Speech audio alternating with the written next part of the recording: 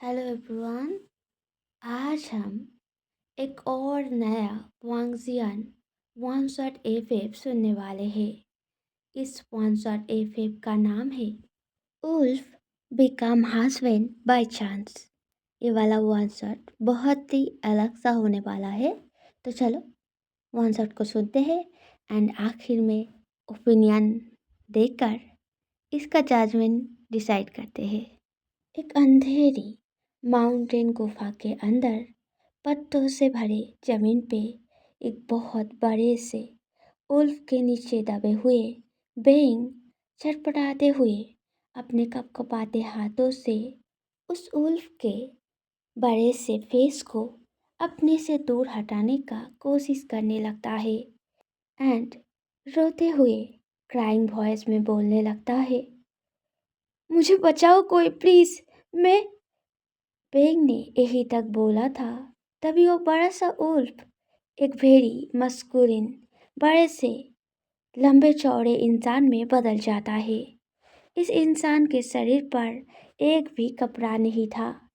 इस अनोखे चीज को देखकर शॉकनेस के मारे बेंग का बोलती पूरी तरह बंद हो जाता है। बेंग डिसबिलीव आंसू भरे आंखों से उस इंसान के बड़े बड़े दो उल्फ एयर की तरफ देखता रहता है। बेंग को अपने आंखों देखा ये सीन बिल्कुल भी यकीन नहीं हो रहा था, इसलिए वो अपना एक हाथ धीरे धीरे ऊपर उठाकर उस उल्फ कानों को छूने जाता है। पर तभी वो उल्फ मैन बेंग के हाथ को पकड़ के जमीन पर पिन करके एकदम से बेंग के होठ पर वेरी स्ट्रांगली किस करना शुरू कर देता है। बेंग का होठ पूरा कुचले जा रहा था। बेंग इस दर्द से जूझते हुए उस उल्फ मैन को अपने ऊपर से हटाने की खामोखा कोशिश कर ही रहा था कि तभी वो उल्फ मैन एकदम से बेंग के सभी कपड़ों को फाड़ कर फिर बेंग के पूरे शरीर के ऊपर अपना असर दिखाना शुरू कर दिया था, जो सकिंग एंड बाइटिंग बेंग को अपने होठ पे बर्दाश्त नहीं हो रहा था। अब वही चीज़ें उसके पूरे शरीर पर हुए जा रहा था। बेंग के पूरे शरीर पर अब बहुत ज़्यादा दर्द होने लगा था। दर्द के असर के वजह से बेंग बहुत ज़ोर ज़ोर से सांसें लिए जा रहा था एंड दर्द में ग्रोन किए जा रहा था। तभी बेंग के कमर के नीचे के हिस्से पर बहुत जोर से एक जानलेवा दर्द होके उठता है। बेंग जोर से चीख के उठता है, वही कब लेते हुए आंसू भरे आंखों से जब बंद आंखों को खोलकर नीचे की ओर देखता है, तब उसका पूरा शरीर घबराहट के मारे शिवर करके उठता है, क्योंकि वो उल्फ मैन बेंग के साथ वो एंगेज लव मेकिंग करना शुरू कर दिया था। उस उल्फ मैन के स्ट्रॉन्ग मूवमेंट का रफ्तार एंड उस अनलिमिटेड डिजायर से बेंग का कमर एंड उसके नीचे का हिस्सा मिट्टी से बनी चीज़ों की तरह हर एक पल के साथ धीरे धीरे टूटकर बिखरने के जैसा दर्दनाक तरीके से शिवर किए जा रहा था। सारे फीलिंग्स को मिलाकर बेंग का दर्द सातवें आसमान पे पहुंच चुका था। अब बेंग का आंखें धीरे धीरे धुंधला होने लगा था। उसके पूरे शरीर में नामीनेस छाए जा रहा था। तभी बेंग के कमर पे ओ उल्फ मैन, जो कि और कोई नहीं हंगुनचुन था, वो एक जोर का गहरा बाइट करता है, जिससे आधे बेहोश हो चुका बेंग एकदम से चौंक के उठकर एक जानलेवा दर्द के साथ चीख के उठकर फिर पूरी तरह अपना होश गंवाकर एकदम शांत हो जाता है। जब बेंग फिर अपना आंखें खोलता है, तब उसे दिखता है वो बड़े से उल्फमैन बेंग के पास में उसको ही जकड़े हुए क्लिंजिली चिपक के सोया है। अभी भी उस उल्फमैन के यानी कि हंगुन जोन के सिर पर बड़े बड़े वो उल्फ कान पूरी तरह विजिबल है। इवन वो दोनों कान एक एक पर करके हिल भी रहा है। इन सभी चीज को देखकर बेंग का गला सूख जाता है। बेंग जल्दी से हंगुन जोन के भारी भरकम हाथों को अपने शरीर से हटाने की कोशिश करते हुए उठ बैठने की कोशिश करने लगता है, ताकि इस उल्फ मैन के आंखें खुलने से पहले ही बेंग यहाँ से भागकर अपने घर वापस जा पाए। वरना अगर ये उल्फ मैन जाग गया तो शायद वो बेंग के साथ फिर से नहीं, बेंग और बिल्कुल भी वो सब सह नहीं पाएगा। अब की बार अगर ऐसा कुछ हुआ तो शायद वो मर ही जाएगा। इस बार के उन सब कुछ के बाद बेंग अभी भी जिंदा बचा है, यही बेंग के लिए बहुत है। अब यहाँ से जैसे तैसे घर पहुँचने से ही उसको रिलीफ मिलेगा। फिर कभी बेंग और किसी भी जंगल में नहीं जाएगा, चाहे उसके लिए उसे उसके फोटोग्राफी जॉब प्रोफेशन छोड़ना ही क्यों ना पड़े। वो कोई और काम ढूंढ लेगा, पर फिर कभी भी इन सब के बीच नहीं फंसेगा।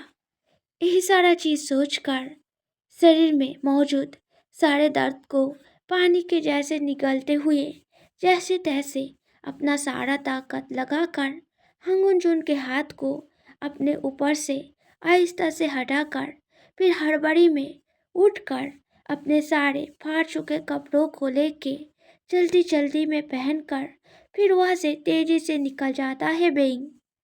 जब हंगुन जुन का आंखें खुलता है तब अपने आसपास नजरें घुमाकर कहीं भी अपना लाइफ मेट, जिसको उसने उसके फर्स्ट मेटिंग पीरियड में अपने ऑल लाइफ पार्टनर के तौर पे ब्रीड किया है, उसको कहीं ना देख पाके एकदम से रफ्तार के साथ तेजी से गुफा के बाहर आ जाता है।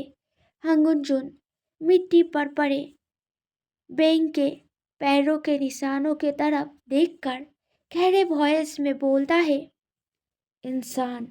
इतना बोलकर हंगुंजुन नीचे झुक के पैर के निशानों वाले मिट्टी को एक गहरे सांस के साथ स्मेल करता है। फिर एकदम से अपने उल्फ फॉर्म में आकर एक रफ्तार भरी तेज का दौड़ लगाता है।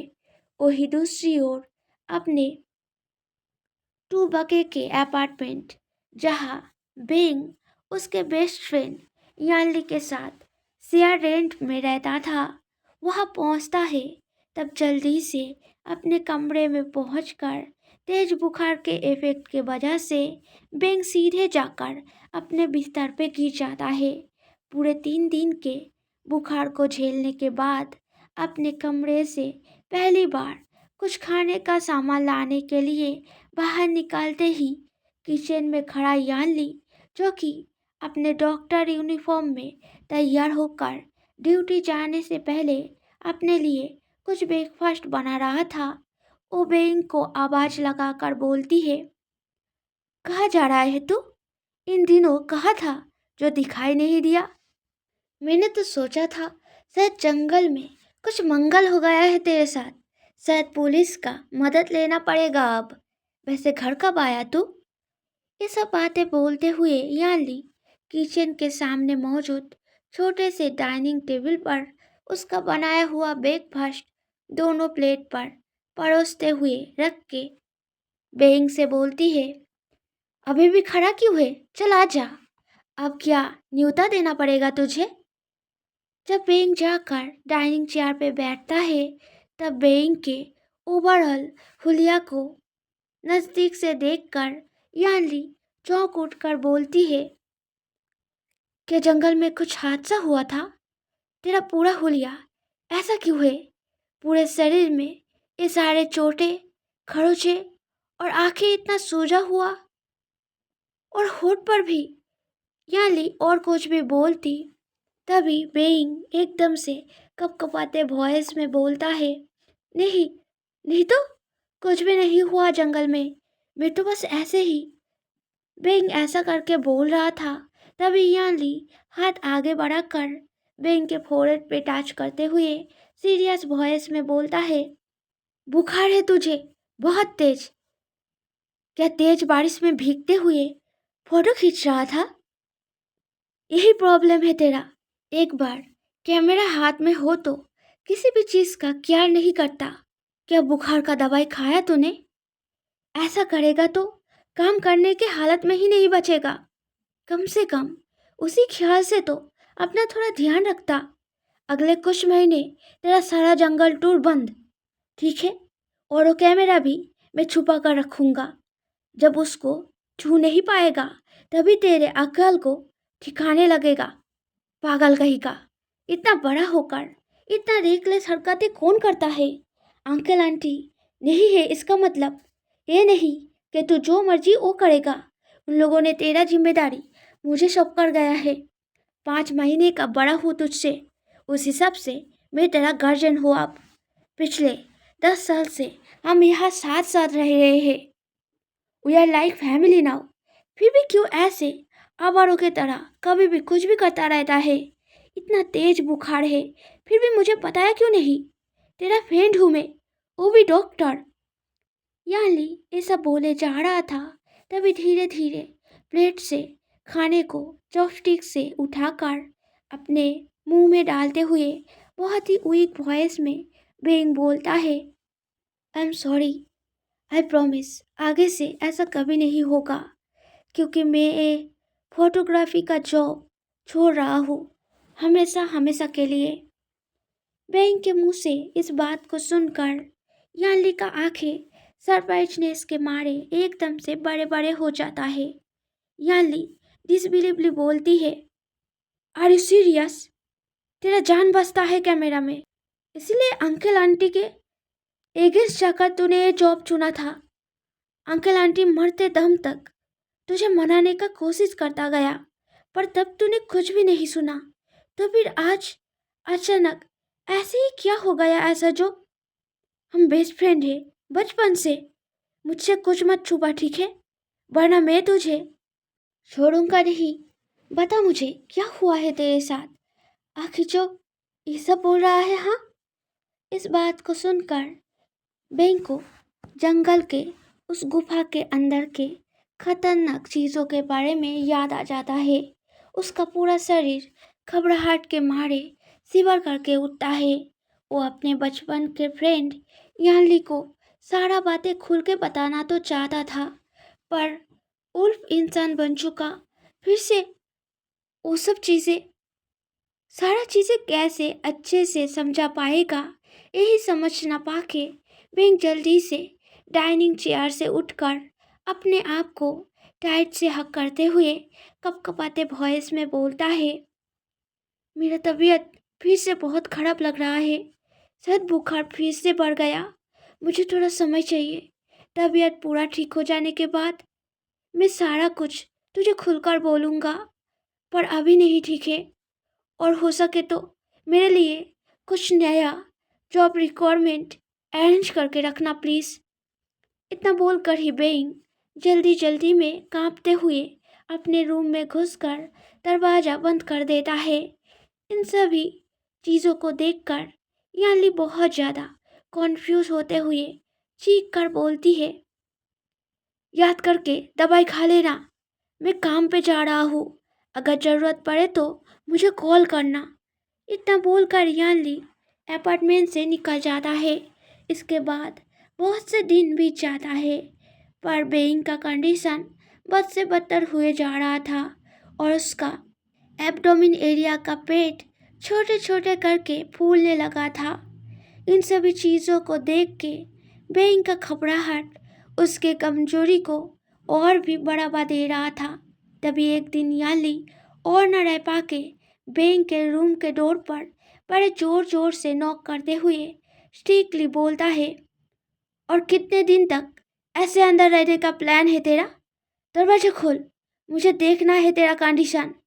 कैसा बुखार हुआ है आखिर जो इतने दिनों तक ठीक जैसे का वैसा ही है? ऑलरेडी बहुत देर हो गया। अब अगर सही ट्रीटमेंट एक्शन नहीं लेंगे तो हालत हाथ से बाहर चला जाएगा। प्लीज बेंग, दरवाजा खोल। इन सभी बातों को सुनकर अपने हो चुका कंडीशन से घबरा चुका बेइंग कपकपाते हाथों से दरवाजा खोलकर यानली को बड़े टाइट से हक कर लेता है और रोते हुए घबराहट भरी वॉइस में बोलने लगता है, शायद मैं मर जाऊंगा यानली, शायद मुझे कुछ हो गया है। मुझे आखिर क्या हुआ है? अब मुझे क्या करना चाहिए? मुझे कुछ भी बिल्कुल समझ नहीं आ रहा है। पता नहीं मैं उस जंगल में क्यों गया था। उस एक वजह से मेरा सब कुछ बर्बाद हो गया। इन सभी बातों को सुनकर यानली बहुत ज़्यादा शॉक्ड होकर बेंग को लेकर बिस्तर पे जाकर बैठ के उसे समझाते हुए फिर सीरियस वॉइस में बोलता है, देख, तू घबरा मत, ठीक है? मैं एक डॉक्टर हूँ, वो भी तेरा बेस्ट फ्रेंड। तू अगर मुझे अभी भी सब कुछ खुलकर बोलेगा तो शायद मैं कोई हल निकाल पाऊँ। इसलिए प्लीज़ और बिना कोई झिझक के जल्दी से जंगल से लेकर अब तक का सारा चीज़ें खुल कर बता। एक भी बात छुपाना मत, ठीक है? इस बात को सुनकर लाचार बेइंग आखिर कैसे सब कुछ बोले और कहाँ से पहले स्टार्ट करे समझ ना पाके बार बार बोलने के लिए मुंह खोलकर फिर वापस से चुप हुए जा रहा था। इस चीज़ को देखकर यानली बेंग के हाथ को अपने हाथ में पकड़ के एश्योरिंग वॉइस में बोलता है, कुछ भी सोच समझने की जरूरत नहीं है। जो भी हुआ है, जैसे हुआ है वैसे ही बोलते जा। कहीं भी कुछ भी छुपाने का और ढकने का जरूरत नहीं है। यानी कि इस बात को सुनकर बेंग थोड़ा सा करेज पकड़ अब धीरे धीरे करके बिल्कुल पहले से सभी बातें बोलना शुरू कर देता है। थोड़ी देर बाद सारा बातें सुनना हो जाने के बाद Yanli very confuse and worried आंखों से बेंग के पेट की तरफ देखता है। फिर वेरी कॉन्सर्न वॉइस में बोलता है, हमें अभी इमीडिएटली स्टमक को स्कैन करवाना होगा। First of all that thing is male and वो जंगली है। मुझे लगता है उस तरह एंगेज होने से कुछ इन्फेक्शन रिएक्शन हुआ है। I am not fully sure but मुझे लगता है शायद ऐसा ही कुछ हुआ होगा। फर्स्ट स्कैन करके देखते हैं क्या हुआ है, फिर नेक्स्ट स्टेप लेंगे। चल अभी निकलते हैं और थोड़ा सा भी देर करना सही नहीं होगा। इतना बोलकर ही यानली बिस्तर से उठकर बेंग का हाथ पकड़ के खींचता है, पर बेंग फिर भी कोई रिएक्ट नहीं कर रहा है। देखकर यानली पजल ठोकर बोलता है, क्या हुआ? अभी भी बैठा क्यों है? बोला ना मैंने चल। इस बात को सुनकर बेंग तियारी सी आंखों में यानली के तरफ देख के नामे से हिलाते हुए क्राइंग घबराहट भरी वॉइस में बोलता है, शायद ऐसा करना सही नहीं होगा। अगर कुछ और हुआ तो बहुत बुरा कुछ हो सकता है। बाहर के सभी को पता चल जाएगा तो ठीक नहीं होगा। इस बात को सुनकर यानली बहुत ही सरप्राइज होकर बोलता है, और कुछ से क्या मीन करना चाहता है तू? जिससे सबको पता चलने से ठीक नहीं होगा? हाँ, सारा चीज़ें बहुत ही अनोखा एंड अजीब जरूर है, पर तू एक मेल है। चाहे कितना भी स्ट्रॉन्ग एंगेज प्रोसेस क्यों ना हो, तू प्रेग्नेंट नहीं हो सकता। तो चिंता क्यों कर रहा है? सारे सोच को दूर फेंक कर चुपचाप मेरे साथ चल। The scanner person is my boyfriend, तो सब कुछ ओके रहेगा। चल अब जल्दी से प्लीज। इतना बोलकर यानली अब और कोई मना ना सुन के लगभग जबरदस्ती से ही बेंग को खींचते हुए चलने लगता है। पेट के स्कैनिंग के समय कंप्यूटर के आगे बेंच पे बैठा अपने बॉयफ्रेंड के पीछे खड़ा यानली कंप्यूटर स्क्रीन में दिखता स्कैन होता ग्राफिक पेट के अंदर के पिक्चर को देखकर चौंक कर चीख उठता है। फिर डिसबिलीवली कंप्यूटर स्क्रीन के और भी नज़दीक जाते हुए गौर से पिक्चर को देखते हुए खोए खोए वॉइस में बोलता है, ये कैसे हो सकता है? क्या ये सब सच है या फिर? इतना बोला ही था यानली तभी यानली का बॉयफ्रेंड उसे पीछे से खींच के अपने गोद पर बिठा के उसके हार्ट के साइड के सीने पर जेंटली थपथपाते हुए बोलता है, काम डाउन यानली, इतना पैनिक मत करो। शायद मशीन पे कुछ प्रॉब्लम हुआ होगा। रुको, मैं जरा चेक करके आता हूँ। यानली जल्दी से अपने बॉयफ्रेंड के गोद से उठकर हड़बड़ी करते हुए बोलता है, ठीक है, जब मशीन ठीक हो जाए मुझे फ़ोन कर देना। मुझे कुछ इम्पोर्टेंट काम आ गया है तो मैं अभी आता हूँ, ठीक है। ऐसा कहते हुए यानली जल्दी जल्दी में वहाँ से बेंग को लेकर निकल जाता है।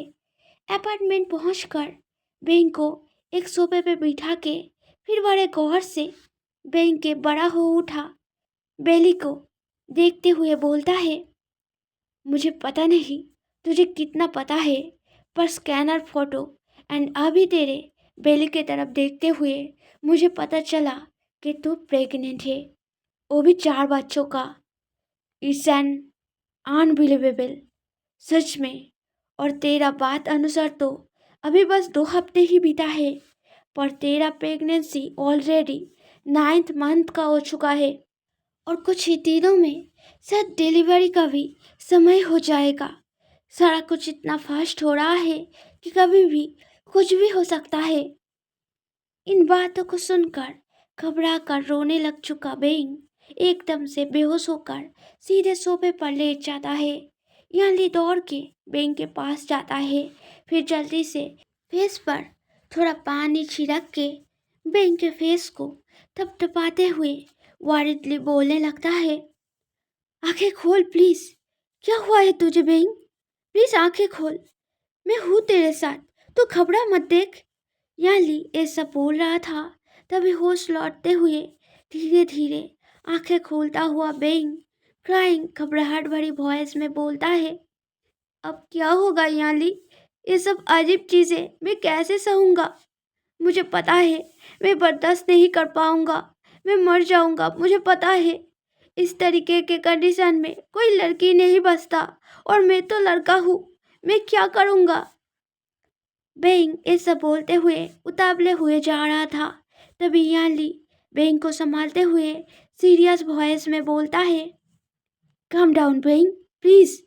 मैंने बोला ना मैं हूँ तेरे साथ, मैं प्रोफेशनल सर्जन स्पेशलिस्ट हूँ, तो प्लीज मुझ पर थोड़ा भरोसा कर, मैं सब कुछ संभाल लूंगा। अब बस अच्छे से सब कुछ को इंतजाम करना होगा ताकि एक तरफ किसी को कुछ पता भी ना चले और दूसरी तरफ हमारा काम भी सक्सेसफुली मिट जाए। तो बस अच्छे से आराम कर और जितना हो सके रेस्ट ले एंड और जितना हो सके एनर्जी गेन करने का कोशिश कर ताकि डिलीवरी सर्जरी के टाइम अगर कुछ भी उस उल्फ मैन जैसा अजीब चीज़ हुआ तो खुद को संभाल सके। ओके, बस तेरा काम इतना ही है, इसके आगे का सारा मैं देख लूँगा। सो तू इतना पैनिक मत कर प्लीज़। जब डिलीवरी के दिन सर्जरी बेड पर लेटा छटपटाता बेंग का सर्जरी यानली शुरू करता है, तब लाइफ में पहली बार आज यानली का हाथ कांपने लगा था क्योंकि उसने कभी भी डिलीवरी सर्जरी नहीं किया था। उसने इन दिनों गायनोकोलॉजिस्ट के बारे में बहुत से नॉलेज इकट्ठा तो कर लिया था, पर इन एक्शन ऐसे डिलीवरी सर्जरी उसका ये पहला टाइम था और वो भी पेशेंट और दूसरा कोई नहीं बल्कि उसके बचपन के बेस्ट फ्रेंड बेंग को लेकर था। इसलिए चाहे वो इसमें जितना भी नया और अनएक्सपीरियंस क्यों ना हो, उसका ये वाला सर्जरी सक्सेसफुल होना ही चाहिए। छोटी सी गलती का भी कोई गुंजाइश नहीं है। एज ए सर्जरी स्पेशलिस्ट आज उसको अपना सारा स्किल सारा नॉलेज इकट्ठा करके काम करना होगा ताकि आखिर में उसका हाथ कुछ पेशेंट परिवार के तरह खाली ना हो जाए। इन्हीं सारे सोच से भरी प्रेशर के वजह से यानली का हाथ बहुत बुरी तरह कांप रहा था, पर बहुत दिनों का सर्जरी एक्सपीरियंस रहने के वजह से यानी जैसे तैसे खुद को संभल कर भेरी तेजी से जतन के साथ अपना काम शुरू कर देता है।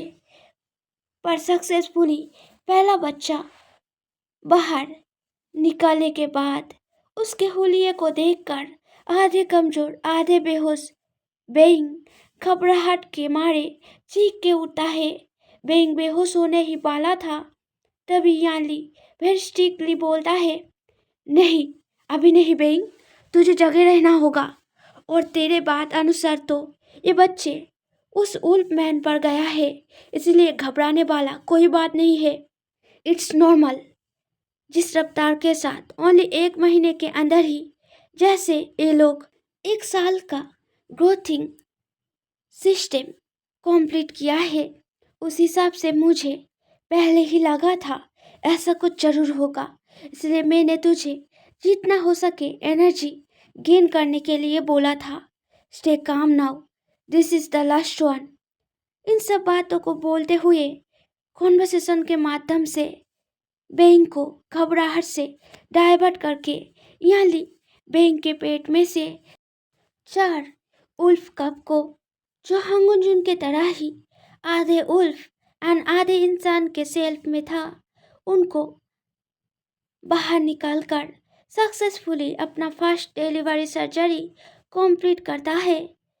सर्जरी से रिकवर होते होते बेंग को 2 हफ्ते लग जाता है। उसी बीच में बेंग का वो 4 न्यूबॉर्न उल्फमैन बेबी बिल्कुल 5 साल के उम्र वाले बड़ा हो जाता है। बेंग शॉक्ड होते होते इतना थक चुका था कि और उन बच्चों को स्ट्रांगली घर के सारे भारी भरकम चीज़ों को, जिनको शायद बेंग भी खुद से कभी उठा नहीं पाएगा, उनको वेरी इजीली उठा उठा कर इधर से उधर करते हुए खेलते देखकर कोई अलग रिएक्ट नहीं करता। वो बच्चे हर एक दिन के साथ वेरी मिराक्युलसली बढ़े जा रहा था और उन लोगों का शैतानी भी हद से बाहर हुए जा रहा था। बेंग जितना हो सके शासन तो करता था, पर 4 बदमाशों को काबू में लाना शायद बेंग के अकेले के बस में नहीं था, और पकड़ में तो वो सभी बिल्कुल भी नहीं आते थे, चाहे बेंग और याली दोनों मिलकर ही कोशिश क्यों ना करे, क्योंकि उनका रफ्तार बेंग से तो क्या सभी इंसानों से कई गुना ज्यादा है। कुल मिलाकर बेंग अपने 4 उल्फमैन बच्चों को लेकर बहुत परेशान हो चुका था। पर जो भी हो, चाहे जितना ही नटखट और जितना ही अलग क्यों ना दिखता हो, आखिर वो बच्चे है तो उसका ही, उस उल्फमैन के तरह ही बेंग का आधा अंश है उनमें। इसीलिए बेंग उन बच्चों को इन इंसानों के भीड़ में छुपे रहने के लिए उन चारों को हर रोज सीख देने का कोशिश कर रहा था, जिससे वो लोग एक असली इंसान के बच्चे की तरह ही well behave, well manners and well educated होकर बड़े हो पाए, जिससे कि उन चारों को इन इंसानों के दुनिया में नॉर्मल जीवन बिताने में कोई प्रॉब्लम ना हो। बेंग उन बच्चों के आधे उल्फ एंड आधे इंसानों वाले होलियो के वजह से उनको नॉर्मल स्कूल तो नहीं भेज पाया था, पर घर पे ही खुद से उन लोगों को पढ़ाकर पूरे 1 हफ्ते के कड़े मेहनत से उनको ऑलमोस्ट दूसरे इंसानों के जैसा अच्छे से तैयार कर ही चुका था। तभी एक दिन अपने अभी के जॉब यानी कि खुद के शॉप पे, जहाँ घर के सजावट के लिए बहुत से तरीके के नेचर तस्वीर मिलता था, वहाँ पर अपने 4 बच्चों को, जो कि इंसानों के हिसाब से अभी बस 1 साल का और दिखने में 10 साल का हो चुका था, उनको संभालते हुए काम कर रहा था। तभी अचानक दुकान में आए कस्टमर से बातें करते वक्त बेंग ध्यान देता है उसका एक बच्चा गायब है। बेंग बहुत ज़्यादा पैनिक होकर अपने बाकी तीनों बच्चों के पास जाकर पूछता है, पर वो सब ठीक से कुछ बोल नहीं पाता। देखकर बेंग बस, तुम सब यही बैठे रहना, कहीं और मत जाना, अगर अच्छे बच्चे बने रहोगे तो घर पहुंचकर आज ग्रिल मीट मिलेगा, ठीक है? इतना बोलकर फिर बेइंग तेजी से वहां से निकल जाता है। वही दूसरी तरफ बेइंग का मिसिंग वुल्फ कब एक बटरफ्लाई का पीछा करते हुए मेन रोड के बीचों बीच इधर से उधर दौड़े जा रहा था। इस तरह किसी बच्चे को मेन रोड के बीचों बीच इधर से उधर दौड़ते देख आसपास मौजूद सभी लोगों में हलचल पैदा हो जाता है। तभी एक टाइम पर वो बच्चा बिना देखे ही दौड़ते हुए एक बस की तरफ चले जाता है। उस बच्चे के साथ बस का टक्कर लगने ही वाला था। तभी एक अनजान कोई चीज बड़ी तेजी से वहां आकर उस छोटे से उल्फ कप बच्चे को उठाकर रोड के साइड पर ले जाकर खड़ा कर देता है। बैंक का वो छोटा सा उल्फ कप बच्चा, जिसका नाम असल में फेरी था, वो अपने आगे खड़ा बहुत बड़ा सा मस्कुलिन पर्सन को देखकर मुस्कुराते हुए क्यूटली बोलता है, डैडी। आगे खड़ा वो बड़ा सा पर्सन, जो कि असल में और कोई नहीं हंगुंजुन था, एंड बेंग को यानी कि अपने लाइफ मेट को ढूंढते हुए जंगल छोड़ के यहाँ शहर में आ पहुंचा था। वो फेरी के सिर पर थपथपाते हुए वेरी जेंटल वॉइस में बोलता है, माँ कहाँ है तुम्हारा? फेरी कुछ बोलने ही जा रहा था, तभी वहां पर बेइंग आकर फेरी को अपने बाहों में टाइट से हक करके क्राइंग घबराहट भरी वॉइस में डांट लगाते हुए बोलता है, मना किया था ना मैंने, मुझे बिना बताए ऐसे बाहर क्यों आए बोलो? अगर तुम्हें कुछ हो जाता तो? क्यों नहीं सुनते मेरा बात? बेइंग ऐसे करके बातें बोल रहा था। तभी उसके आंसू भरे आंखों में आगे खड़ा हंगुंजुन दिखता है। मॉडर्न ड्रेसअप में खड़ा उस गुफा के उल्फमैन को देखकर बेइंग का गला एकदम से सूख जाता है। उसका शरीर एकदम से घबराहट के मारे ठंडा पड़ने लगता है। वो जल्दी से हड़बड़ी में अपने बच्चे को गोद में उठाकर लगभग दौड़ते हुए ही वहां से भाग जाता है और खड़ा हुआ हंगुंजुन बेंग के दौड़ते हुए फिगर के ओर देख के एक हल्के मुस्कान के साथ बोलता है, आखिरकार तुम मिल ही गए। जब शाम को हर रोज की तरह आज भी बेंग अपने 4 उल्फ कप बच्चों को एक और खरीद कर लाया नया बुक पढ़ा रहा था, तब अचानक डोरबेल का साउंड सुन के बेंग अपने मोबाइल को ऑन करके अभी कितना बजा है देखते हुए कॉन्फ्यूजनली बोलता है, इतना जल्द याली तो नहीं होगा, और वैसे भी वो डोरबेल थोड़ी ना बजाएगा, वो तो सीधे पासवर्ड पेश करके। ऐसा बोलते बोलते दरवाजा खोलकर बेंग जब आगे खड़ा पर्सन को देखता है, तब उसका पैर एकदम से नम पड़कर लड़खड़ा जाता है, क्योंकि दरवाजे पर हंगुंजुन खड़ा था। बेंग घबराहट की वजह से कांपते हुए जल्दी से दरवाजे को बंद करने जाता है, पर तभी हंगुंजुन एकदम से दरवाजे पर एक हाथ रख के फिर दूसरे हाथ से बेंग को खींचकर अपने करीब ले आकर उसके गर्दन को स्मेल करते हुए सेटिस्फाइंग मुस्कान के साथ बोलता है, मेरा मेट हो तुम, मेरे साथ मेरे क्लैन वापस चलो, सभी हमारे लिए इंतजार कर रहे हैं वहाँ। इस बात को सुनकर थर थर कांपता हुआ बेंग एकदम से कपकपाते वॉइस में चीखते हुए बोलता है, आपको शायद कुछ गलतफहमी हुआ है। अब क्या बोल रहे हैं? मुझे कुछ समझ नहीं आ रहा है। मुझे छोड़िए वरना मैं पुलिस को बुलाऊंगा। इस बात को सुनकर हंगुंजुन बेंग के कान के पास स्नगल करते हुए एक डेविल्स मुस्कान के साथ बोलता है, इन दिनों बहुत बार उनसे मेरा मुलाकात हो चुका है, तो तुम्हारे बुलाने से एक और मुलाकात करने में मुझे कोई ऐतराज नहीं है, पर उससे कोई फायदा नहीं होने वाला है, इसलिए उस तकलीफ को ना ही करो तो ही अच्छा है। इन सभी बातों को सुनकर बेंग अब बहुत जोर जोर से चीखते हुए क्राइंग वॉइस में बोलने लगता है। हेल्प हेल्प, बिल्डिंग में एक टाइगर घुस आया है। कोई पुलिस को बुलाओ प्लीज, मेरा मदद करो, मुझे बचाओ कोई प्लीज। बेंग के इन बातों को सुनकर वहाँ कोई आता उससे पहले ही हंगुन जुन बेंग को लेकर अपार्टमेंट के अंदर घुसकर बेंग के मुंह को हाथ से कवर करके डीप सीरियस वॉइस में बोलता है, मैं टाइगर नहीं, उल्फ हूँ। मेरा नाम हंगुन जुन है। क्या तुम्हें टाइगर और उल्फ में फर्क नहीं पता? आज के बाद से ऐसा गलती दोबारा मत करना। बेंग का हालत अब रोने जैसा हो गया था। वो बेहोश होकर गिर ही जाता। तभी बेंग के चारों बच्चे वहां पर आ जाता है। वो सभी हंगुन जुन को देखकर एकदम से चीख कर बोलता है, डैडी। इस पुकार को सुनकर हंगुन जुन का ध्यान एंड हाथों का पकड़ एकदम से बेंग के ऊपर से हट जाता है।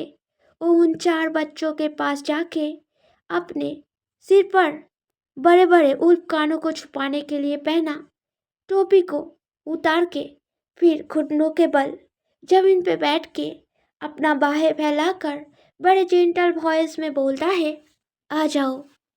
इस बात को सुनते ही चारों बच्चे हंगुनजुन के बाहों में छलांग मार के गिर कर हंगुनजुन के गले को टाइट से हक करके वेरी हैप्पीली बोलता है, क्या आप हमें लेने आए हैं डैडी? आप इतने दिनों तक कहाँ थे? हंगुनजुन अपने बच्चों के इन सवालों को सुनकर थोड़ा सा गिल्टी के साथ बोलता है, डैडी को माफ कर दो बच्चों, मुझे आने में थोड़ा देर हो गया, पर अब की बार मैं तुम लोगों को और तुम्हारे माँ को लेकर ही लौटूंगा। घर पे ग्रैंड माँ एंड ग्रैंडपा भी तुम लोगों का इंतजार कर रहा है। अब तुम लोग डैडी के साथ तुम लोगों के असली जगह जंगल पे रहोगे, जहाँ तुम्हें और तुम्हारे पहचान को छुपा कर रखना नहीं होगा। हंगुनजुन ऐसे करके और भी कुछ बोलने जा रहा था। तभी बेंग जल्दी से आगे आकर अपने चार बच्चों को खींच के हंगुनजुन से अलग करने की कोशिश करते हुए गुस्से भरे वॉइस में बोलने लगता है, छोड़ो मेरे बच्चे को, वरना मैं पुलिस को बुलाऊंगा सच में। इन बातों को सुनकर हंगुनजुन चारों बच्चों के चीख पर एक एक किस करके फिर बच्चों को छोड़ के उठ खड़ा होकर अपार्टमेंट के चारों तरफ देखते हुए कुछ मेल करते करते बोलता है, यहाँ कोई और भी रहता है। कौन है वो? तुम्हारे साथ उसका रिश्ता क्या है? बेंग जल्दी से अपने बच्चे को पास खींचकर फिर वेरी स्ट्रिक्ट वॉइस में बोलता है, उससे आपको क्या? निकल जाओ मेरे घर से अभी, वरना। बेंग ने यही तक बोला था तभी हंगुनजुन एकदम से बेंग के फेस के बिल्कुल सामने आकर बेंग के तरफ ग्लेयर देते हुए बोलता है, मैं तुम्हारा मेल हूँ, इसलिए तुमसे जुड़ा हर चीज़ मेरा जानना जरूरी है।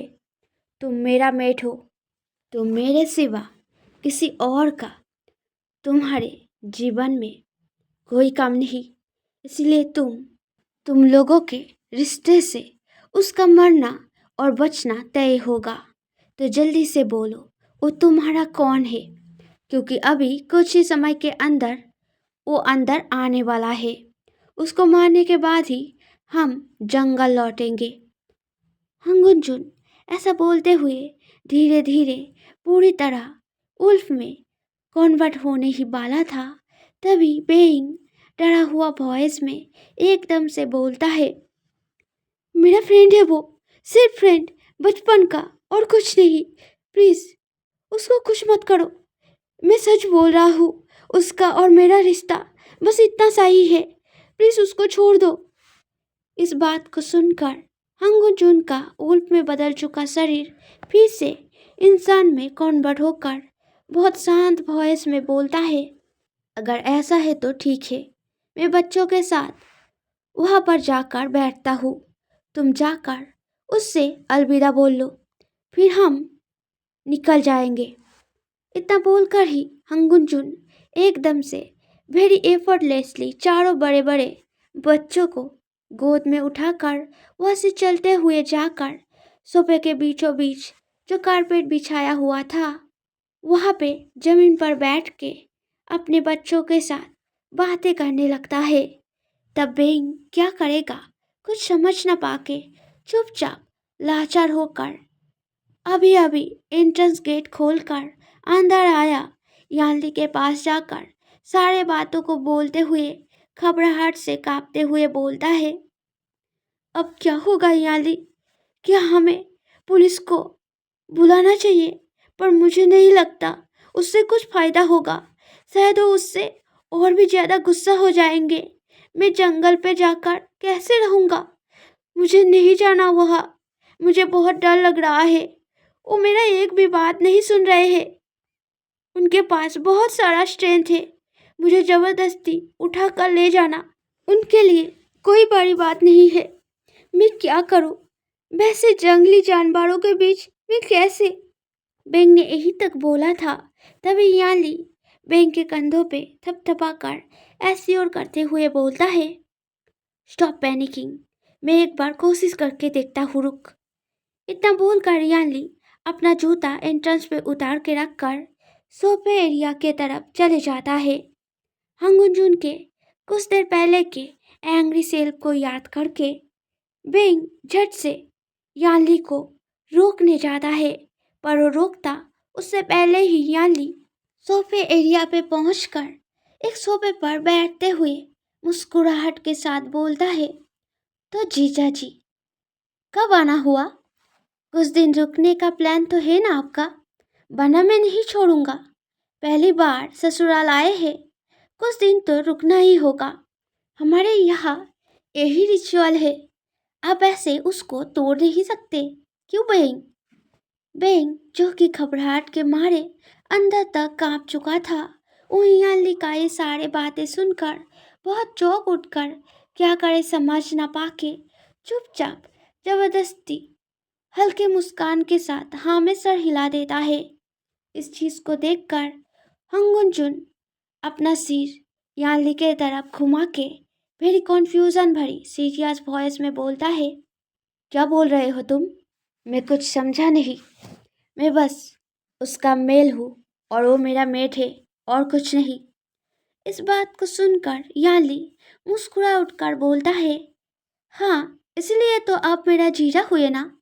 यहाँ शहर में हम हमारे दोस्त के पार्टनर को वही बुलाते हैं, और यहाँ के रूल के हिसाब से हर जीजाजी को उनके साली साहेबा के फरमाइश रखना ही पड़ता है, वरना हम आपके दुल्हन यानी कि आपके मेट को आपके साथ नहीं भेजेंगे। इसलिए आपको मेरा ये बात रखना ही होगा। आपको यहाँ तब तक रुकना होगा जब तक मेरा मन आपको जतन करते हुए नहीं भर जाता। ठीक है जीजा जी? इन बातों को सुनकर बहुत ही कॉन्फ्यूज हंगुंजुन और भी ज्यादा स्ट्रिक्ट एंड सीरियस वॉइस में बोलता है, मैं जंगल से हूँ। मेरे लिए सिर्फ वहाँ का नियम ही मायने रखता है। हमारे वहाँ कोई ससुराल कोई मायके नहीं होता। हम बस मेड बनाते हैं और उसके साथ परिवार बनाते हैं। मेरा जिम्मेदारी बस मेरे मेड और मेरे बच्चों का देखभाल करना है, और कुछ नहीं। हंगुंजुन के इस बात को बोलते ही दूर खड़ा बेंग, जो कि अब तक भी हंगुंजुन से डर रहा था, पर अब इस बात को सुनकर ना जाने क्यों एकदम से बहुत ही ज्यादा फ्रस्ट्रेटेड होकर चीख चीख कर बोलता है, अगर आपको सिर्फ आपके जंगल का रूल मानना है तो मुझे भी सिर्फ मेरे शहर का रूल मानना है। पहले ही आपके वजह से मैंने बहुत कुछ झेला है। उस दिन जंगल में वैसे धोखे से मेरे साथ वो सब कुछ, और आप यहाँ आकर मुझे ऐसे जबरदस्ती जंगल ले जाने आ गए। क्यों जाऊँ मैं इंसान हूँ, कोई उल्फ मैन नहीं जो जंगल में घर बसाऊंगा। अगर मैं खुशी से आपका मेड बनता तो जरूर आपके साथ वो हर जगह चलता जहाँ आप मुझे ले जाते, पर सब कुछ तो धोखे से हासिल किया आपने। आप जैसे जंगली इंसान जो मेरे लिए कुछ भी नहीं करेगा, खुशी से उसका मेड क्यों बनूंगा? आपको मेरा मेल क्यों मानूंगा? आपके लिए मैंने कितना कुछ झेला। 4 बच्चों को जन्म देते हुए मैं मरते मरते बचा, और आपने क्या किया? कुछ भी तो नहीं। मैं आपको तभी मेरा मेल मानूंगा जब आप हम इंसानों के जैसे पैसा कमाकर मेरे हाथ में लाकर रखेंगे। यह इंसानों के दुनिया में मेरा अच्छा हस्बैंड बनकर दिखाइए, तभी मैं जंगल में जाकर आपका मेड बनकर रखूंगा। उससे पहले नहीं। मैं मर जाऊंगा, फिर भी उससे पहले आपके साथ जंगल में नहीं जाऊंगा। सुना आपने? इतना बोलकर ही बेंग रोते हुए दौड़ के अपने कमरे में जाकर दरवाजा अंदर से लॉक कर देता है। बेंग को ऐसा करते देख 4 बच्चे अपने डैडी के पास से उठकर दौड़ते हुए जाकर रूम के दरवाजे पे जोर जोर से हाथ थपथपाते हुए रोते रोते बोलने लगता है, माँ सॉरी। इन सभी चीज़ों को देखकर हंगुन एक गहरा सांस छोड़कर यानली के तरफ मुड़कर बोलता है, ठीक है, मैं तैयार हूँ। मैं बस 1 महीने के लिए यहाँ रहूँगा। मुझे लगता है उतना साली साहिबा के लिए काफ़ी होगा, और अगर तब तक मैं मेरे मेट का इच्छा पूरा कर पाया तो महीने के आखिरी में मैं उसको और मेरे बच्चे को लेकर यहाँ से चला जाऊँगा, वरना मैं अकेला लौटूंगा। इतना बोलकर ही हंगुनजुन जमीन से उठकर अपार्टमेंट से बाहर निकल जाता है।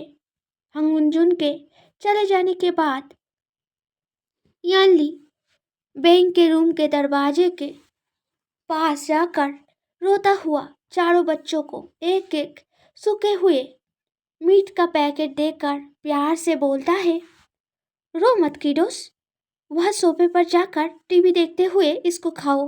तब तक मैं तुम लोगों के माँ को मना कर आता हूँ, ओके?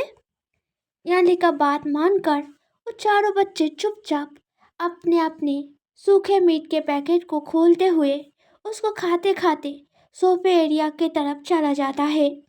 बच्चों को टीवी चलाकर सोफे पे बैठ जाते देख याली दरवाजे पे नॉक करके धीमी से बोलता है, दरवाजा खोल बेंग, वो उल्फमैन चले गए। मुझे तुझसे कुछ बात करना है, ओपन द डोर। यानली का बात सुनकर जब बेंग दरवाजा खोलता है तब यानली जल्दी से अंदर घुस के बेंग को एकदम से हक करते हुए बोलता है, शाबाश माय फ्रेंड, अगर तू उतना करेज नहीं दिखाता तो मेरा प्लान काम नहीं करता। तूने सुना ना उसने क्या कहा? 1 महीने के बाद वो अकेला लौट जाएगा। जंगली जानवर अपने बातों से कभी नहीं मुकरते, इसलिए ये पक्का है कि बस इस 1 महीने तक हमें उसे झेलना है, फिर वो हमेशा हमेशा के लिए तेरे जिंदगी से चला जाएगा। इस बात को सुनकर यानली के हक को छुड़ाकर सैड वॉइस में बेंग बोलता है, मैंने सुना उसने क्या बोला। उन्होंने बोला है अगर वो मेरे इच्छा यानी पैसा कमाकर मेरे हाथ में लाके ना दे पाए तो ही वो अकेला लौट जाएंगे, वरना नहीं। इस बात को सुनकर यानली एकदम से जोर जोर से मुस्कुरा उठ के बोलता है, हाँ तो इस शहर में उस जैसे अनएडुकेटेड वुल्फमैन को नौकरी कौन देगा? पागल। उस हिसाब से तो यही हुआ ना कि वो महीने के आखिर में अकेला लौटेगा।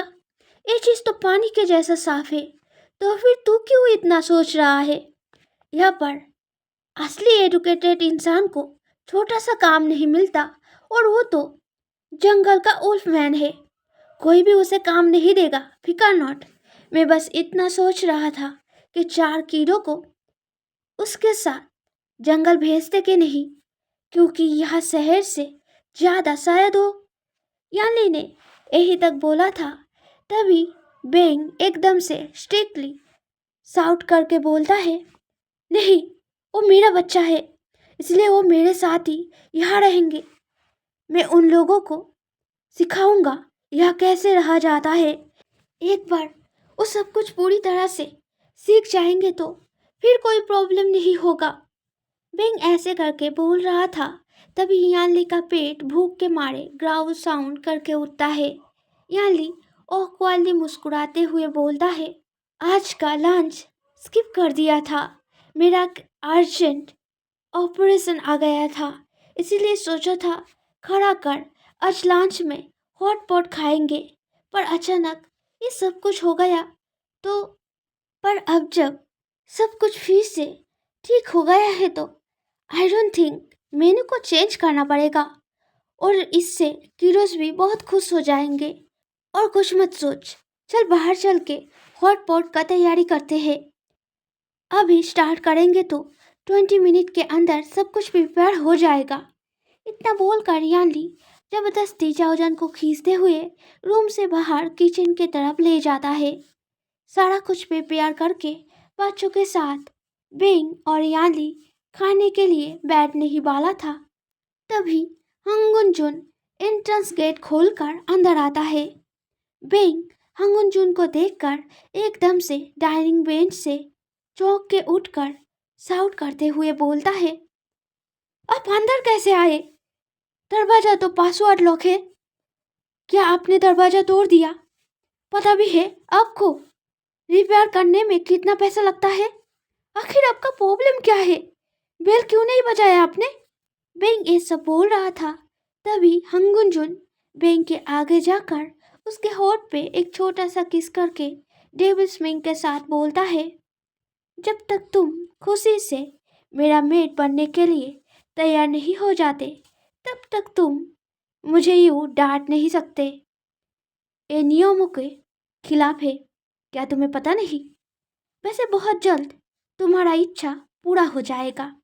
तब तो हंगुनजुन इसके आगे और कुछ बोलता, तभी बच्चों का आंखें हाथों से कवर करके खुद भी मुंह दूसरी ओर मोड़ कर रखा यानली इंटरफेयर करते हुए बोलता है, क्या इसका मतलब आपको जॉब मिल गया जीजाजी? इस बीच में इंटरफेयर करता हुआ बात को सुनकर नाखुश हंगुनजुन टेबल पे रखा एक कच्चा मीट को हाथ में उठाकर वेरी सीरियस वॉइस में बोलता है, हाँ, रात के मछली मार्केट में सामान उठाने का काम मिला है। कल से काम पर जाने को बोला है। इस महीने के आखिर में पूरा पगार तुम्हारे फ्रेंड के हाथ में रख दूंगा, फिर हम सभी जंगल लौट जाएंगे। इस बात को बोलते ही बेंग शॉकनेस के मारे धड़ाम से बेंच पर बैठ जाता है। इसका मतलब उसका जंगल जाना तय है।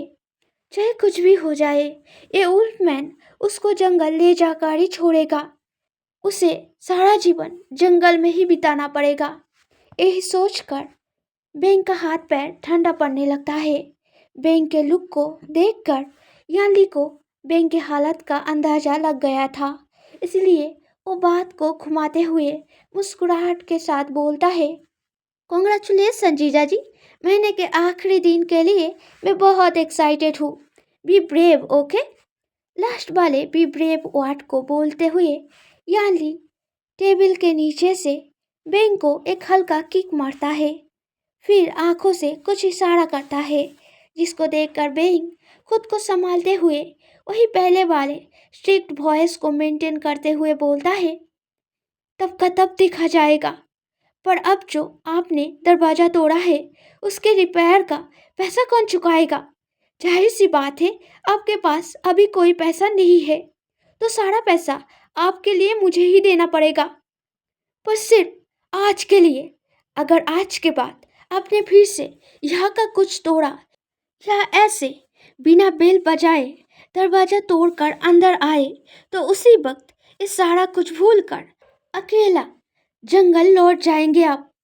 अगर आप इसमें राजी हुए तो ही मैं महीने के आखिर में मेरा बात रखकर आपके साथ जंगल लौटूंगा, वरना मैं आपका मीट जरूर होऊंगा, पर मैं यहाँ इस शहर में ही रहूंगा और आपको ये मानना होगा। हंगुजुन को समझ आता है ये बेंग का एक और नया बहाना है जंगल में हंगुजुन के साथ ना लौटने का। इस चीज़ को समझकर हंगुजुन एक डेविल मुस्कान के साथ हाथ में पकड़ा कच्चे मीट पर से एक बाइट खाकर वो मीट को चबाते हुए फिर कैजुअली बोलता है, ठीक है, जैसा तुम्हारा इच्छा। इतना बोलकर हंगुनजुन अपने चार बच्चे जो डाइनिंग चेयर पे बैठे हुए इतना देर होने के वजह से वो भी हंगुनजुन को फॉलो करते हुए कच्चे मीट को हाथ में उठाकर खाने लगा था।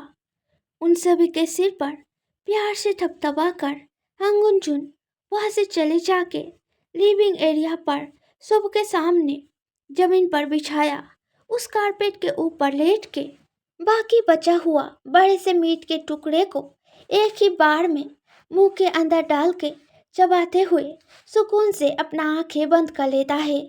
हंगुनजुन के इस केयर फ्री कॉन्फिडेंट बर्ताव को देखकर बिंग बहुत ही घबराहट भरे लुक में यानली के तरफ देखता है।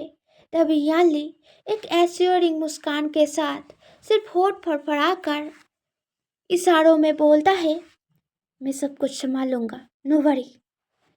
जब दूसरे दिन सुबह बिंग हर रोज की तरह अपने चारों बच्चों को उनके उल्फ कानों को छुपाने के लिए सिर पर टोपी एंड शरीर में मौजूद बाकी कुछ उल्फ निशानों को छुपाने के लिए बड़े बड़े ओवरसाइज कपड़े पहनाकर तैयार करके अपने शॉप पे जाने के लिए अपार्टमेंट से निकलने वाला था, तभी पीछे पीछे हंगुनजुन को आते देख बिंग एकदम से चौंक के उठकर सीरियस वॉइस में पूछता है, क्या है ये?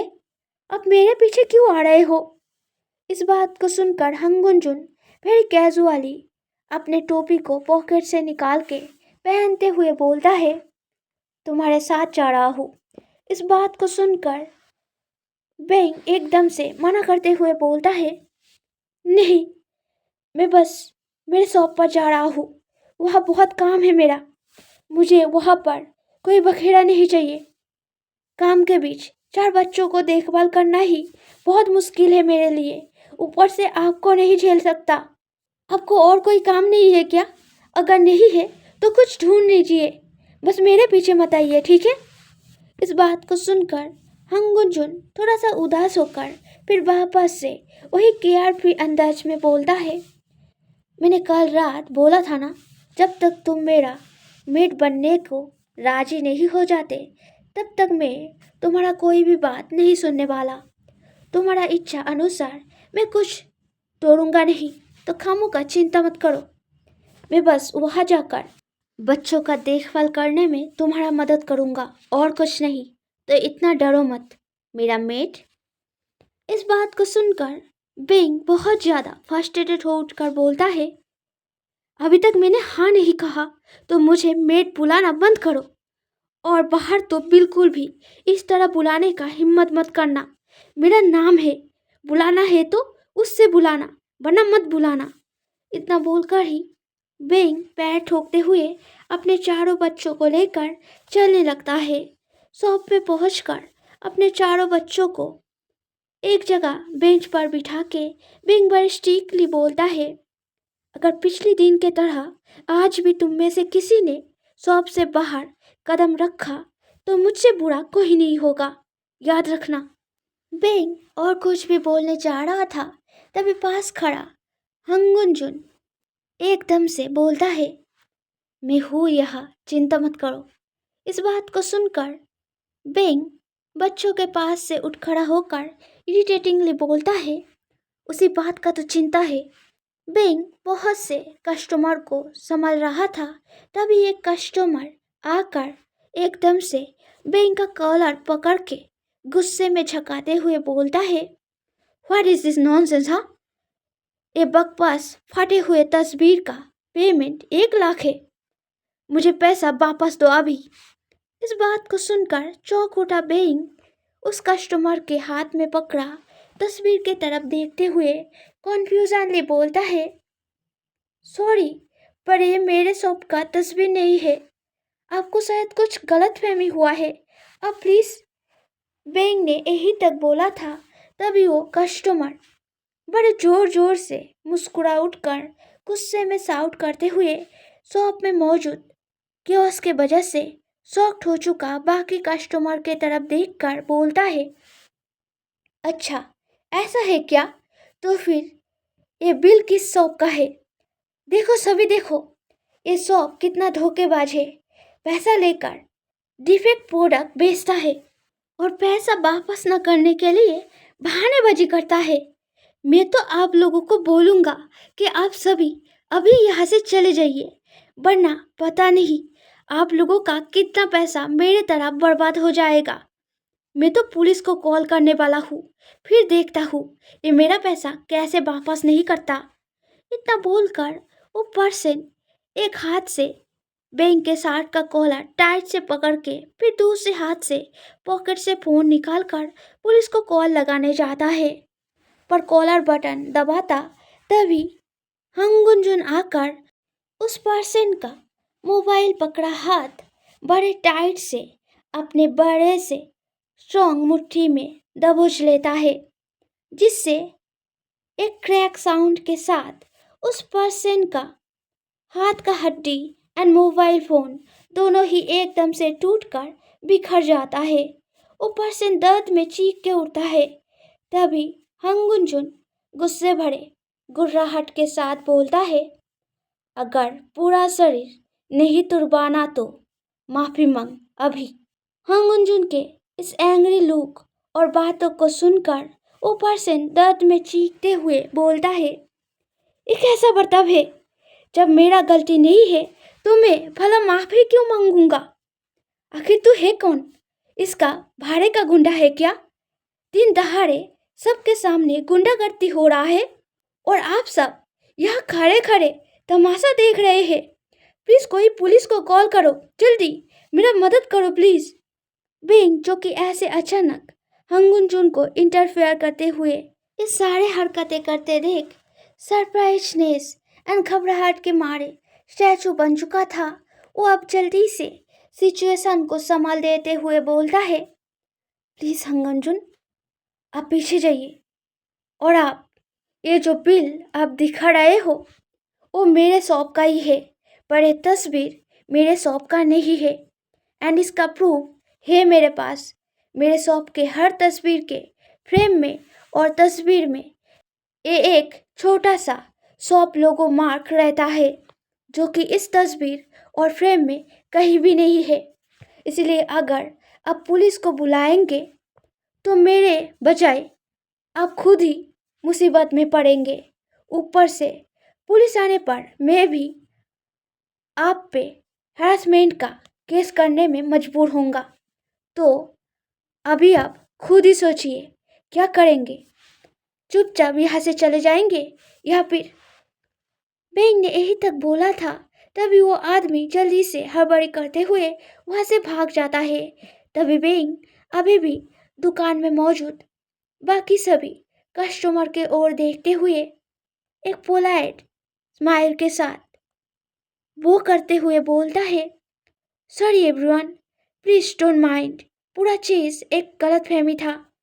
इतना सभी से बोलकर फिर बेंग पास खड़े हंगुंजुन की तरफ मुड़ता है, जो अभी भी गुस्से में फूंस रहा था। हंगुंजुन का कंडीशन देख के बेंग कप कपाते हाथों से हंगुंजुन का हाथ पकड़ के उसको शांत करने के लिए बोलता है, प्लीज शांत हो जाइए, वरना मैं मुसीबत में फंस जाऊंगा। इस बात को बोलते ही बेंग देखता है हंगुंजुन का फेस एक्सप्रेशन एकदम से बदल गया है। हंगुंजुन उसके शार्पफुल आंखों से बेंग के आंखों की तरफ देखते हुए वेरी सीरियस वॉइस में बोलता है, मेरे रहते कभी नहीं। इतना बोलकर ही हंगुंजुन सीधे शॉप से निकल जाता है। पता नहीं क्यों हंगुंजुन के इस एक बात एंड आंखों का स्ट्रॉन्ग रिस्पॉन्सिबल भरी गेस्चर को देखकर बेंग का दिल बड़े जोर जोर से धड़कने लगता है। बेंग चुपचाप अपने दिल के धड़कनों में खोकर हंगुंजुन के चले जाते हुए रास्ते के तरफ खोए खोए नजरों से देखे जा रहा था। तभी उसके पॉकेट में रखा फोन मैसेज आने के वजह से बड़े जोर से वाइब्रेट करके उठता है। बेंग अपने फोन को बाहर निकाल कर देखता है याली ने मैसेज किया है, वो भी बहुत सारे स्माइली इमोजी के साथ। उसने लिखा है, प्रॉब्लम सॉल्व, अब तेरा जंगल जाना सारा जीवन के लिए कैंसिल। जीजा जी को जहाँ काम मिला है वहाँ के लीडर एंड मैनेजर को मैंने थोड़ा पैसा देकर हंगुन को बहुत सारे तकलीफ देकर जैसे तैसे ठीक महीने के 3 दिन पहले काम से निकाल देने को बोला है। सो अब तो बेफिक्र रहे, ठीक है। आज आधी रात को मेरा एक ऑपरेशन आ गया है तो मैं घर नहीं आऊँगा, ओके। इस मैसेज को पढ़कर बेंग का हार्ट उदासी में थोड़ा श्रिंक हो जाता है। ओ यानली को रिप्लाई मैसेज में कुछ बोलने ही जा रहा था, तभी एक कस्टमर काउंटर पे एक तस्वीर का बिल कराने आ जाता है, जिस वजह से बेंग जल्दी से अपना फ़ोन पॉकेट में रखकर फिर पोलाइट मुस्कान के साथ कस्टमर का सामान पैक करने लग जाता है। शॉप में रहते टाइम बेंग के दिमाग से हंगुंजुन से जुड़ा सारा बात निकल तो जाता है, पर रात को बिस्तर पे लेटे हुए रात के सन्नाटों के बीच बेंग के मन में बहुत से फीलिंग एंड सवाल एक एक करके झलक उठता है। बेंग बिस्तर पर उसके पास लेटा उसके 4 बच्चों के तरफ ब्लैंकली देखते हुए बहुत से बातें सोचने लगता है, जिनको शायद बेंग खुद भी नहीं जानता वो क्यों सोच रहा है। जब पूरी रात के बिना नींद के बाद सुबह बेंग बहुत ही उदासी के साथ बिस्तर से उठकर बाथरूम के तरफ जा रहा था, ताकि उसके चारों शैतान के जग जाने से पहले वो अच्छे से फ्रेश अप हो सके और फिर बच्चों को देखभाल करने में मन लगा सके। पर बाथरूम में घुसने से पहले ही बाहर से डोरबेल का साउंड सुनाई देता है, जिसको सुनते ही बेंग लगभग दौड़ते हुए ही जाकर दरवाजा खोलता है। पर उसके उम्मीद के हिसाब से आगे खड़ा वही पर्सन, यानी कि हंगुन जुन के पूरे शरीर का बुरी तरह खरोच से भरी हालात को देखकर बेंग का आंखें एकदम से वारिडनेस के मारे क्यारी होके उठता है। वो ऑटोमेटिकली बोल उठता है, कैसे हुआ है, आप ठीक तो है ना। हंगुन जुन वेरी कैजुअली बेंग के साइड से अंदर घुसते हुए बोलता है, ज़्यादा कुछ नहीं है, पहला दिन था इसलिए ऐसा हुआ है। जंगल के मुसीबतों के मुकाबले ये सब कुछ भी नहीं है। लड़ाई करके जीना हमारा उसूल है, उसके आगे ये बहुत ही छोटी चीज़ है। ऐसा बोलते हुए हंगुन जुन सीधे जाकर सोफे के आगे उसी कारपेट बिछाया हुआ जगह पर जाकर रिलीफ के साथ आंखें बंद कर लेता है। हंगुन जुन के बातों को सुनकर बेंग मन में और भी ज़्यादा गिल्टी फील करने लगता है। उसका मन तो कर रहा था हंगुन जुन के उन सारे गहरे चोटों पर कुछ दवाई लगा दे ताकि दर्द थोड़ा कम हो जाए, पर ऐसा करने से हंगुन जुन अगर कुछ गलत फहमी पाल ले और वैसे भी ऐसा करने से महीने के आखिर में उसको ही प्रॉब्लम होगा, तो ऐसा ना करना ही सही रहेगा। एंड सच में ही तो जंगल में रहने वाले जानवरों के लिए ये सब उतना भी ज़्यादा कुछ नहीं है। बिंग ऐसे ही थोड़ा ज़्यादा ही सोच रहा है। ऐसे करके लगातार 1 हफ्ते बिंग खुद को कॉन्विंस करते हुए रोक के रखता है, पर जब उसे दिखता है हंगुन जुन के शरीर का सभी चोटें बढ़ते बढ़ते अब घाव में बदल रहा है, तब वो और रह नहीं पाता। वो जल्दी से कमरे में जाकर एक दवा निकाल कर फिर हंगुन जुन के पास जाके उसके घाव पे वो दवाई लगाने जाता है, पर तभी आंखें बंद करके सोया हुआ हंगुन जुन एकदम से बेंग को उसके सीने के ऊपर खींच के फिर बेंग के कमर को स्क्वीजिंगली पकड़ते हुए डेविल मुस्कान के साथ टीजिंगली बोलता है, मैंने बोला था ना तुमको, जब तक तुम खुशी से मेरा मेट नहीं बन जाते तब तक। हंगुन जुन ने यही तक बोला था, तभी बेंग एकदम से क्राइंग वॉइस में शाउट करके बोलता है, क्या मेट नहीं बन जाते, मेट नहीं बन जाते, मैं हूँ आपका मेट। बहुत पहले से उस गुफा में हुए उस सब कुछ के बाद से मैं अपने आप ही आपका मेट बन चुका हूँ। आपने खुद मुझे बोला है, क्या आप भूल गए? आप अपना मुंह बंद रखिए और मुझे दवाई लगाने दीजिए। इतना बोलकर बेंग हंगुंजुन के चौड़े मस्कुलिन सीने पर हाथ से पेश करके हंगुंजुन के शरीर के ऊपर से उठने जाता है, पर कमर पर हंगुंजुन के स्ट्रॉन्ग टाइट पकड़ के वजह से लाख कोशिशों के बाद भी जब कोई फायदा नहीं होता, तब बेंग हंगुंजुन के फेस के तरफ अपने आंसू भर चुके आंखों से देखते हुए वाइप वाले स्ट्रिक्ट वॉइस में बोलता है, हाथ हटाइए, मुझे उठना है। इस बात को सुनकर हंगुंजुन झट से अपना हाथ हटाकर चुपचाप पेट के बल घूमकर सोते हुए बोलता है, ठीक है, जैसा तुम्हारा मर्जी। बेंग को दिखता है हंगुंजुन के पीठ पर और भी ज्यादा चोटें हैं, जो सभी शरीर के बाकी चोटों के मुकाबले और भी ज्यादा गहरा है। मेडिसिन लगाया बेंग का हाथ जितनी बार घाव पर टच कर रहा था, उतनी बार ही ट्रम्बल करके उठ रहा था। हंगुंजुन के शरीर पर भले ही दर्द का कोई रिएक्शन नहीं था, पर उसका दो बड़े बड़े उल्फ कान बेंग के हाथ की तरह ही बार बार ट्रम्बल हुए जा रहा था। सारे घाव पर दवाई लगाते लगाते आखिर में बेंग का हालत बहुत बुरा हो जाता है। पता नहीं क्यों वो बहुत बुरी तरह रोने लग गया था। जब बेंग के आंखों के आंसू का एक बूंद हंगुंजुन के शरीर पे जाकर गिरता है, तब हंगुंजुन बेंग को एकदम से खींचकर अपने पास उसके हाथ के ऊपर लेटा के फिर दूसरे हाथ से बेंग के आंखों को पोंछ कर बोलता है, तुम रो क्यों रहे हो? क्या हुआ है तुमको? मैं तुम्हारा मेल हूँ। ये मेरा जिम्मेदारी है कि मैं तुम्हें खुश रखूं। इस बात को सुनकर बेंग स्नाइप करते हुए बोलता है, तो फिर क्या आप मुझे वादा करेंगे आज के बाद से अब कभी भी अपने ऊपर कोई भी चोटें नहीं आने देंगे? इस बात को सुनकर हंगुंजुन बहुत ही कंफ्यूज होकर बोलता है, पर मेरे चोट से तुम्हारा क्या लेना देना बेंग? तुम तो मुझसे प्यार नहीं करते हो ना? तुम्हें पसंद नहीं। तुम्हारे हिसाब से हमारा मीटिंग भी तो धोखे से हुआ है।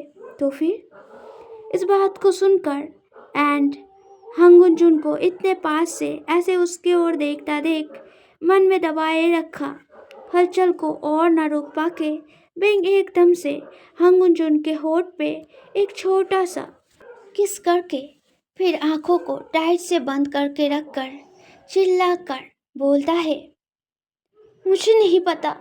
अब प्लीज ऐसे उल्टे सीधे सवाल मत पूछिए, वरना। अब इसके आगे बेंग और कुछ बोलता उससे पहले ही हंगुंजुन एकदम से बेंग के होठ पर बड़े क्रेविंगली चाहत के साथ किस करना शुरू कर देता है। किस करते हुए हंगुंजुन का हाथ बेंग के कपड़ों के तरफ बढ़ा ही था कि तभी बेंग हंगुंजुन के हाथ को रोककर जैसे तैसे किसके बीच ही हंगुंजुन को मना करते हुए बोलता है, नहीं प्लीज, मुझे और 4 बच्चों का मां नहीं बनना। फिर से वैसा कुछ झेलने का हिम्मत मुझ में नहीं है। और याले भी शायद बहुत जल्द बच्चों को लेकर आ जाएगा, तो प्लीज रुक जाइए। इस बातों को सुनकर हंगुंजुन बेंग के गर्दन पर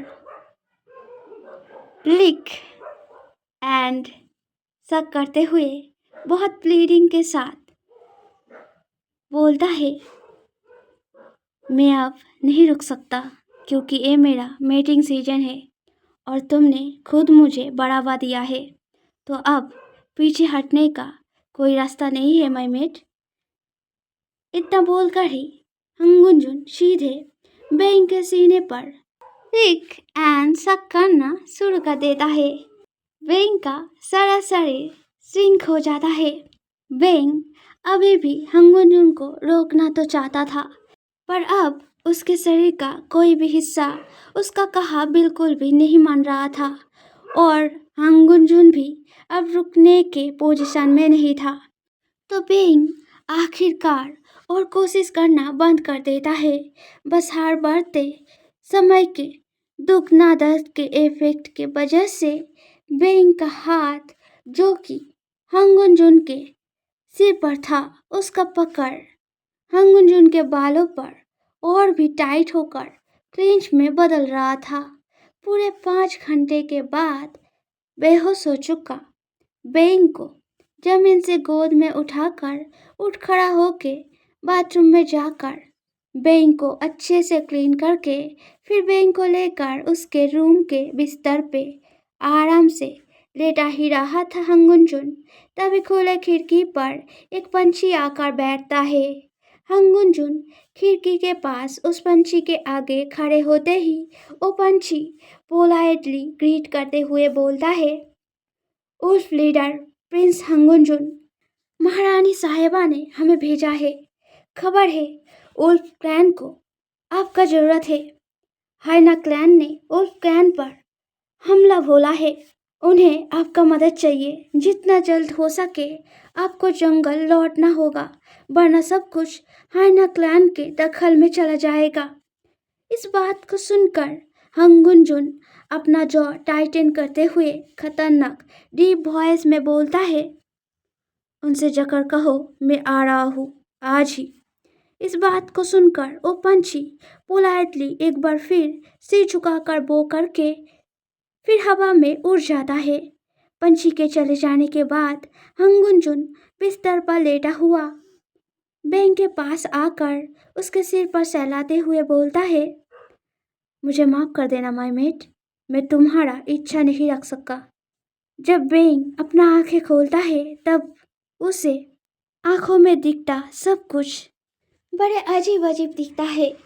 उसका मॉडर्न रूम कैसे न जानो पेड़ों के डाली से बनी कमरे में बदल गया था।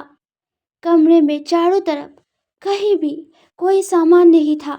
यहाँ तक बेंग खुद भी अब बिस्तर के बजाय पत्तों के ढेर में लेटा हुआ है।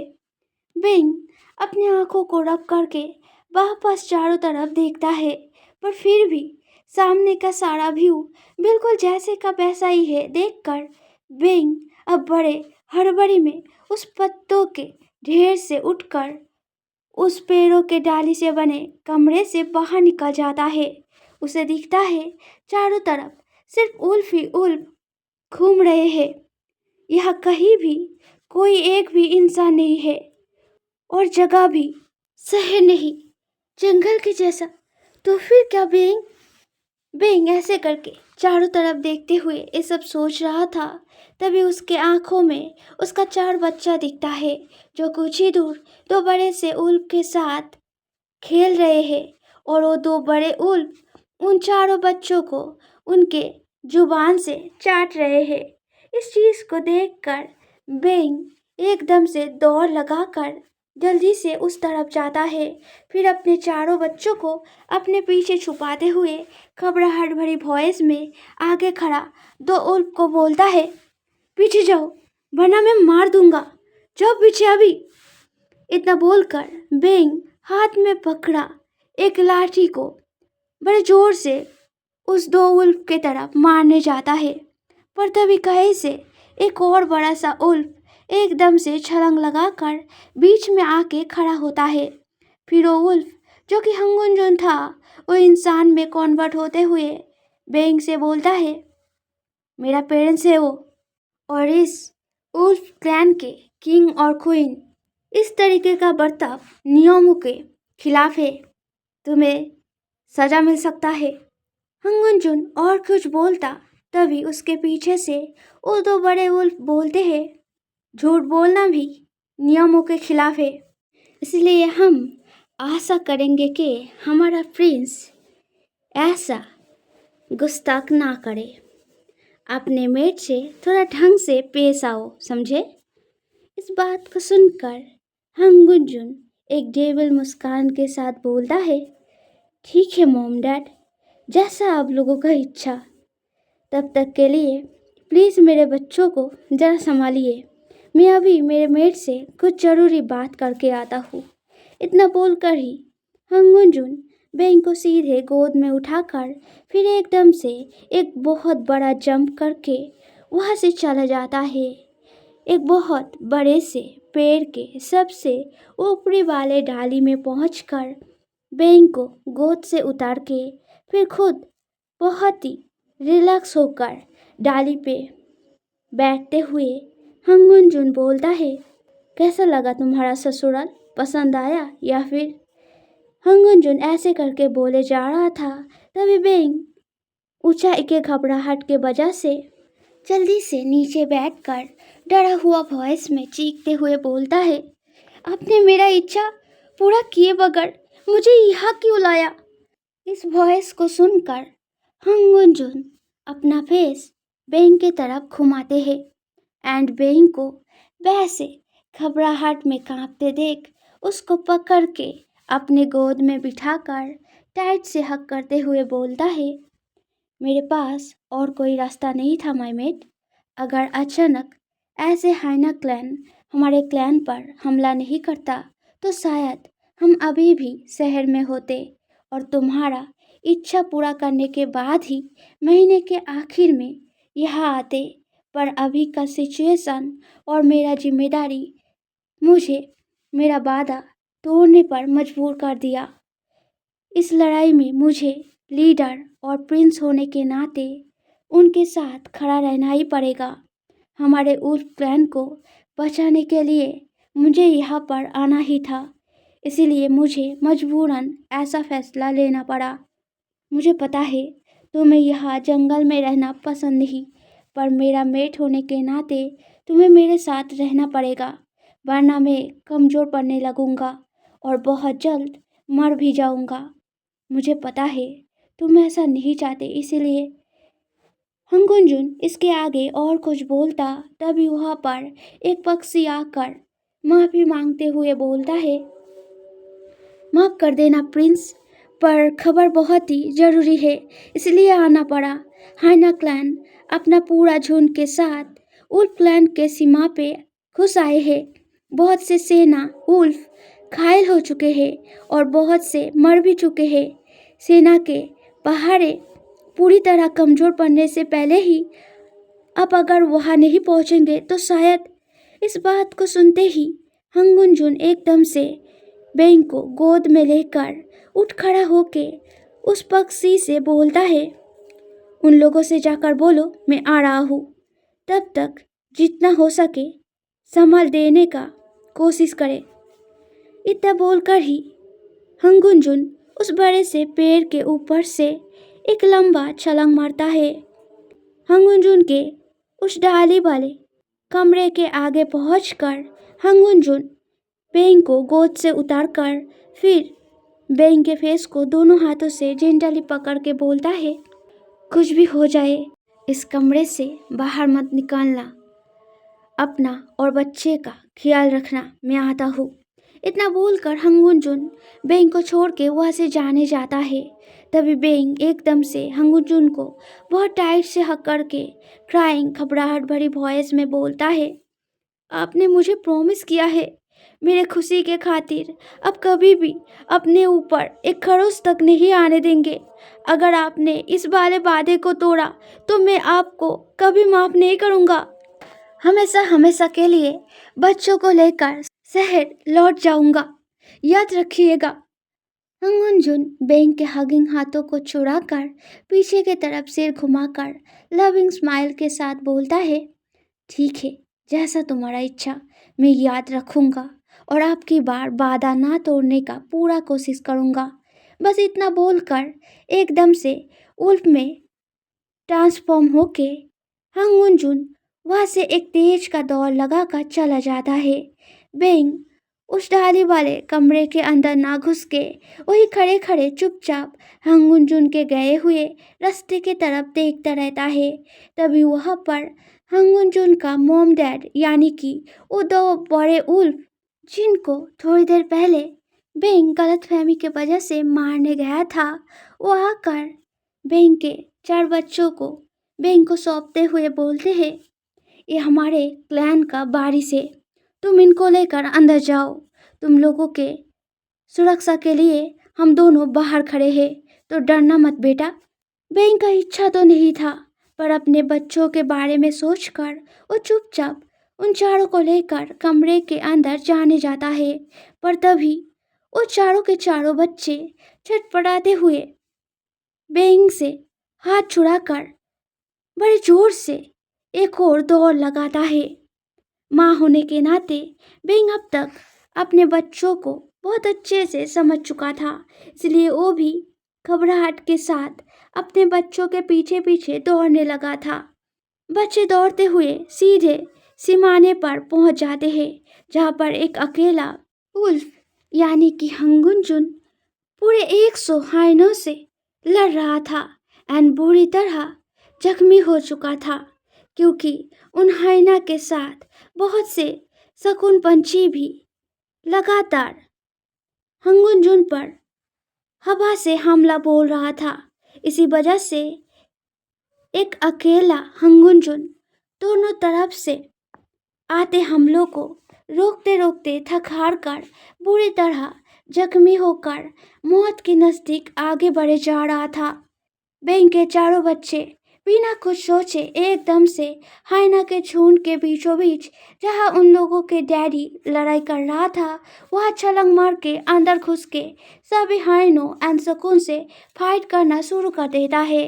हंगुन के तरह ही वो चारों बच्चे बहुत शक्तिशाली थे, इसीलिए कुछ ही मिनटों के अंदर उन चारों के धमाकेदार फाइटिंग की वजह से 100 हाइना एंड सारे शकुन एक साथ जमीन पे गिरकर धूल चाट जाता है।